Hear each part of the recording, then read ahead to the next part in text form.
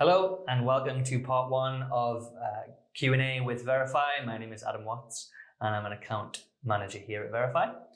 And my name is Richard Devine and I'm account director.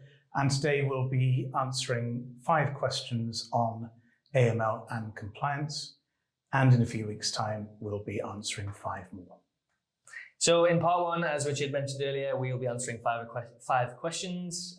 This is the compliance chamber of questions. They've already been pre-mixed. So I'll ask this one, and you'll answer this one, and we'll go from there. Feel free to answer it as well. So question 1, how do data protection and compliance work together? That is a really good question because they have to work together, but on occasions it can appear that they clash. Obviously, on one hand, you've got the requirement to comply with the AML regulations.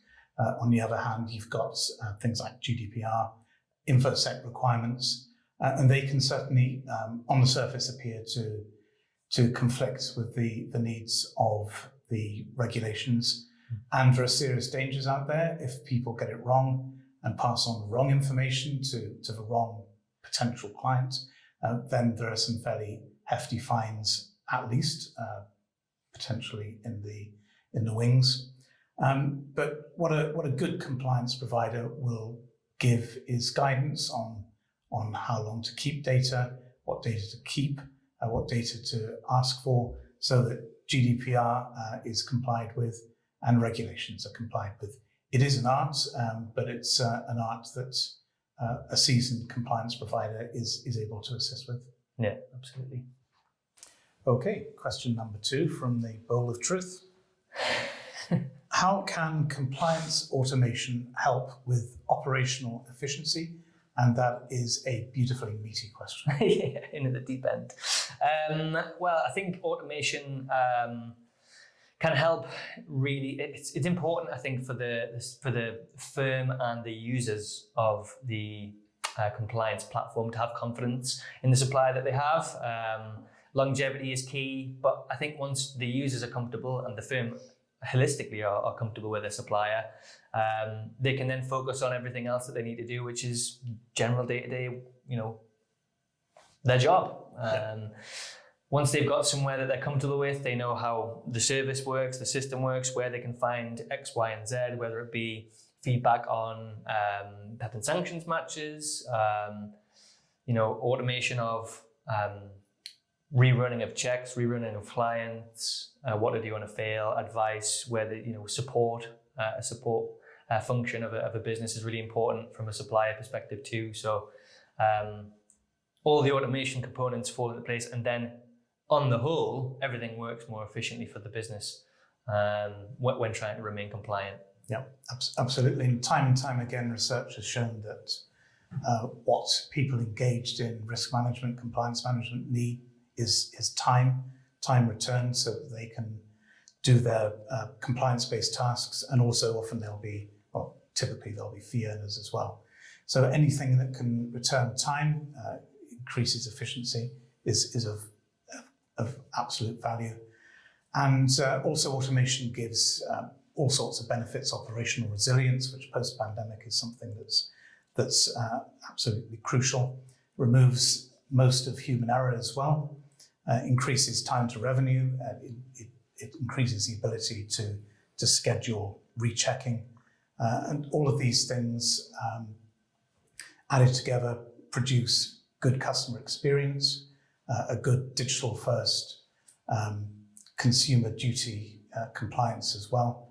And we find increasingly that people expect automation as a given, and within our platform it's fundamental. Next question then. Are we question number 3? I think we're question number 3, aren't we? Time flies. The time flies, so we're having fun and answering questions from the compliance bowl. So question number 3, what are your top tips for businesses looking to find a balance between AML compliance and commercial flexibility?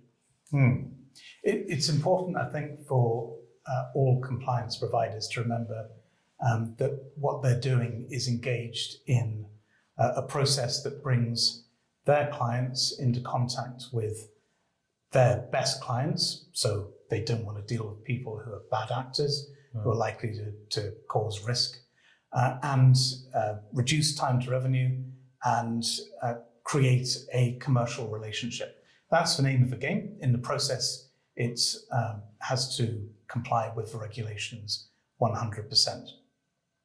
So that obviously is an ideal.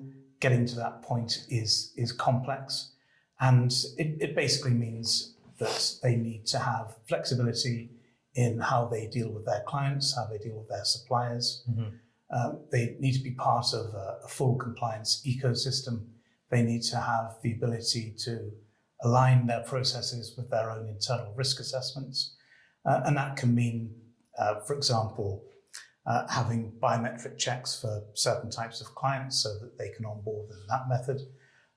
It might mean having different sorts of checks for other levels of risk. Basically, it means having enough choice, enough breadth of choice, so that they can align flexibly in the correct manner. And again, that needs guidance. It needs their ability to run the right types of checks at the right time. And fundamentally, that comes down to finding a good supplier. And there are some out there. There are some out there. I mean, the main thing that I come across quite regularly is businesses saying that they have to go to different suppliers for different checks, and being, I guess, funneled or restricted in terms of commercial flexibility and contracts and things like that. There are suppliers out there that, as you say, offer all the checks that they need under one roof and do offer commercial flexibility. The name escapes me of the one that we... Certainly, the need to verify is absolutely paramount. Having a supplier that's well established, but is able to offer commercial simplicity and flexibility. These are things that within the marketplace are of really high value. And they may be closer than you think. Okay, question number 4. How can we ensure that AML processes can be adapted to changing or updated regulatory requirements? That is a good question.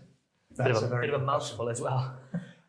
The regulatory landscape is in a constant state of flux for a number of different reasons. Obviously, laws change, regulations change, world events come along, so that obviously we've seen recently in the situation in Ukraine, that's changed the velocity and type and nature of sanctions instruments. The key to responding to that changing landscape is horizon scanning, obviously, working with suppliers, and at Veriphy we have a number of different suppliers of world-class standard. We work with them to see what's going to be required by our clients in the future and put together a broad response, a flexible response using the latest technology. We've seen that recently with various anti-fraud checks that we've introduced, with new checks like the biometric check, which we've updated to incorporate the latest technology. So it's a mix of being keenly aware of what's coming down the line, of being aware of what regulations and industry advisory bodies are saying, and giving a full aligned offering to allow full satisfaction of those needs. I'm sure you've got something to add to that. Well, it's all about, as you say, it's all about striking that balance, I guess, that very fine line of being flexible and assuring the client that what you're about to do next in terms of your checks that you offer, or advice that you can give, for all you need to be consultative, maybe not the right word, but offering advice and assurance that you know what they're about to do, what steps they should be taking to try and remain compliant. You touched on the situation, the horrendous situation in Ukraine. PEP sanctions monitoring was and still is a hot topic. So yeah, we had a lot of people when that sort of all kicked off, that, people asking, what do I need to do? And having that bank of knowledge from but internally and externally from our suppliers, just goes a long way to assuring that the clients, our clients, that they're in the right place. Yeah, to absolutely. remain on the right side of it. Not knowledgeability, being ahead of the curve, being agile in responses. Those are the elements that a good compliance supplier will bring to market. And now we come seamlessly and inexorably to the final question in this session. And that question is, what are some common challenges for businesses when trying to remain AML compliant?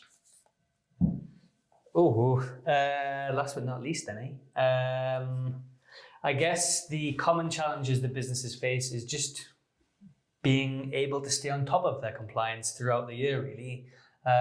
Obviously, they've got to do checks when onboarding. They do checks annually if they've got an elongated relationship with their clients. They have to react to any changes, both in the market and in the regulations, if there's any status changes, if their client becomes a PEP or financially sanctioned. So those are all challenges. Training for your staff as well. Annual training or regular training is really important too. So I guess the challenge is remaining compliant in itself, really, kind of staying on top of everything and making sure you've got all the boxes, all the bases covered. I guess that's the challenge, really. And we're certainly seeing challenges in terms of process split between generations, with Generation Z becoming more active in the economy. Their expectations for speed, digital nature of onboarding are pushing our clients towards that side of things, towards, for example, biometric checks, whereas there are still many who are less comfortable with that approach, who would need different ways of doing things. So our clients, and therefore any competent compliance supplier, need to be aware of those two needs.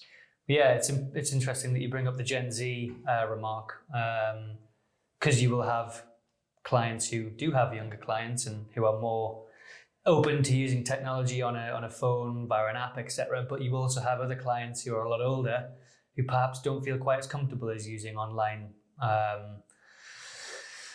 ways to access apps or open banking, that sort of thing. I mean, I know my elder relatives will be slightly uncomfortable, so it's important for clients to be able to offer the same service via slightly different mechanisms to kind of cater for their clients. I think that's really important. Yeah, absolutely.